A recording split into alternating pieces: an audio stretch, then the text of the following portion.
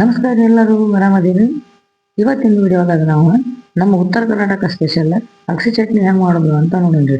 ಅಗಸಿ ಚಟ್ನಿ ಮಾಡಕ್ಕೆ ಅಗಸಿ ಬೀಜನ ಮೊದಲು ನಾವು ಚಂದಾಗಿ ಕೆಂಪಾಗುವಂಗೆ ಚಟಪಟ ಅನ್ನುವಂಗೆ ಹುರ್ಕೋಬೇಕ್ರಿ. ಇದ್ರೊಳಗೆ ಹಳ್ಳಿ ಇರ್ಬೇಕ್ರಿ. ಹಂಗೆ ನಾವೇನು ಮಾಡ್ಬೇಕ್ರಿ, ಇದನ್ನ ಹುರ್ಕೋಬೇಕಾಗೈತಿ. ಹುರ್ಕೊಂಡ್ಮೇಲೆ ಇದನ್ನ ನಾವೇನು ಮಾಡ್ಬೇಕ್ರಿ ಅಂತ ಹೇಳಿದ್ರೆ, ಒಂದು ತಾಟ ಟ್ರಾನ್ಸ್ಫರ್ ಮಾಡ್ಕೊಂಡು ಅದರೊಳಗೆ ಬೆಳ್ಳುಳ್ಳಿ ಬ್ಯಾಳಿ, ಜೀರಿಗೆ, ಉಪ್ಪು, ಒಣ ಖಾರ ಹಾಕಿ ಅದನ್ನ ಮಿಕ್ಸರ್ ಜಾರಿಗೆ ಹಾಕೊಂಡು ಮಿಕ್ಸ್ ಮಾಡ್ಕೋಬೇಕ್ರಿ. ಸೊ ಇಷ್ಟ ಆತಂದ್ರೆ ನಮ್ಮ ಒಂದು ಅಗಸಿ ಚಟ್ನಿ ರೆಡಿ ಆಕೈತ್ರಿ.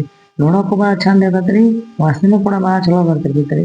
ಇದನ್ನ ನಾವು ದಿನನಿತ್ಯ ಅಗಸಿನ ನಾವು ನಮ್ಮ ಆಹಾರದೊಳಗೆ ಬಳಸೋದ್ರಿಂದ ನಮ್ಮ ಒಂದು ಡೈಜೆಷನ್ ಪವರು ಕೂಡ ಏನಾಗತ್ತೆ, ಸೊ ಇಂಪ್ರೂವ್ ಆಗ್ತೈತಿ ಅನ್ನೋದು ವೈಜ್ಞಾನಿಕವಾಗಿ ಕೂಡ ಸಾಬೀತಾಗೈತ್ರಿ.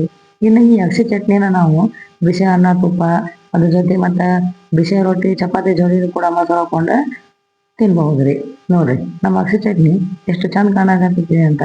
ನೀವು ಮನೆಗೆ ಟ್ರೈ ಮಾಡಿ ಕಮೆಂಟ್ ಮಾಡ್ರಿ ಹೆಂಗಾಗೈತಿ ಅಂತ. ಮುಂದೆ ವಿಡಿಯೋದಾಗ ಸಿಗೋಣ.